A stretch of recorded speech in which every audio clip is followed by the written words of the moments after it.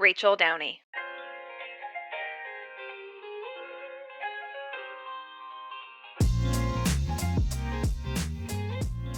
Go-to-market teams aren't breaking down because of a bad strategy.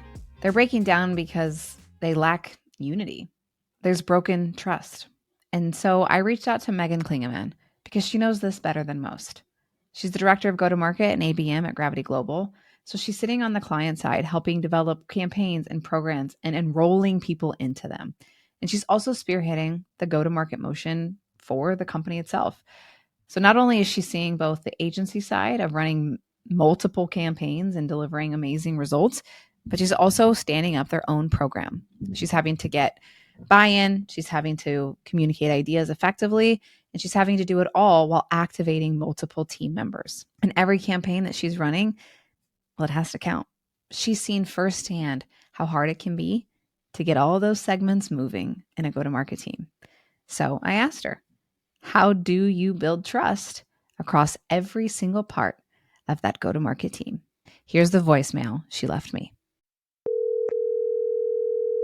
Your call has been forwarded to an automatic voice message system.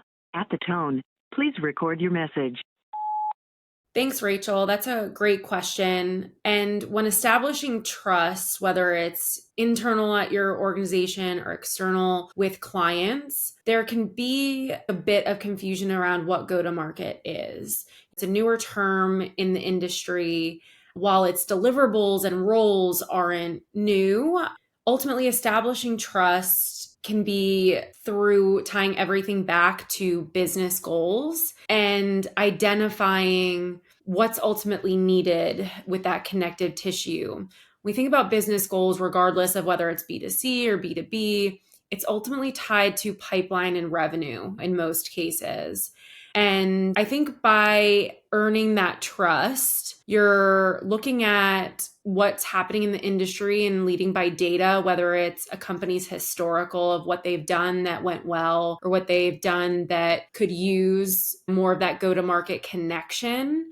An example of that is when we think about activation and maybe we're running direct mail and then paid social and email outreach. Go-to-market can really help tie everything together of how things work together to ultimately either get that sale or move an account through the funnel, because our platform metrics or those activation pieces are going to be different than the marketing and account metrics. And you can have really great success with direct mail, but not see it move the needle with the business goals. And so that's where go-to-market can provide that extra layer. A big thing that comes to mind that I see quite often and I've experienced myself is when you're working with people who are either in a sales role or have a sales mindset, they don't understand or have that trust in go-to-market or some of that marketing recommendations because they're so focused on leads, right? Or maybe sales isn't aligned with marketing. And the way that typically I overcome that is by hearing what's important to them, those leads, goals, and outline what's needed to generate those leads. So for example, if they're trying to reach the FedExes of the world, just because they got one lead, especially in the B2B space, doesn't mean that FedEx is in market for their product. And so by providing them research, or an example I like to use that's relevant, I think, to most organizations, regardless of the space you're in, is you use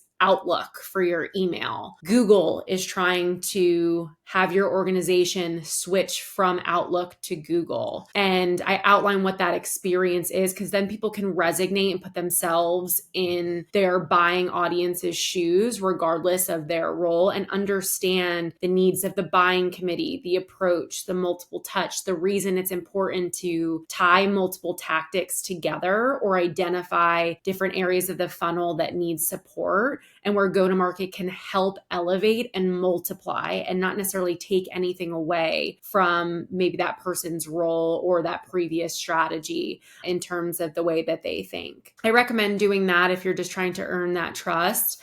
Another scenario that I think can be common, especially working agency side with clients where maybe they worked with a previous partner and they lost their trust in the approach or strategy or go-to-market support. Again, it's through listening to them. What didn't go well? Why was that trust lost? And providing recommendations that are unique to that business, their setup, their internal maturity in terms of how large is their marketing team. I've worked with organizations that are large corporations and they have 5 people on the marketing team. And so the maturity operationally may not be as high, or their setup in terms of data sharing may not be where it's needed. And so hearing and listening to that to provide an approach. And that's what I love about go-to-market is you can leverage, some of your frameworks and foundational, but you're able to apply and create something that is unique for every single client based on their space.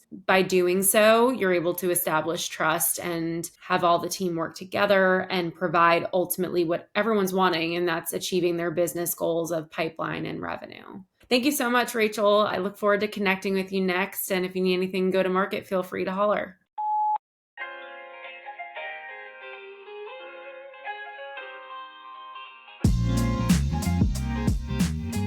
Thanks for listening.